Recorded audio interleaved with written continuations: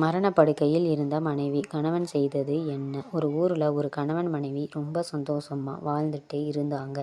சின்ன சின்ன சண்டைகள் போடுவாங்க. ஆனாலும் அவங்க ரொம்ப சந்தோஷமா இருந்தாங்க. ஒரு நாள் மனைவிக்கு உடம்பு சரியில்லாமல் போச்சு. மருத்துவமனையில் சேர்த்தாங்க. அப்போது டாக்டர் வந்து சொன்னாங்க, உங்கள் மனைவி நாளை எண்ணிட்டு இருக்காங்க அப்படின்னு. கணவர் ரொம்ப வருத்தப்பட்டாங்க. அப்போது மனைவி கணவர்கிட்ட சொன்னாங்க, எனக்கு அப்புறம் நீங்கள் இன்னொரு கல்யாணம் பண்ணிக்கணும் அப்படின்னு.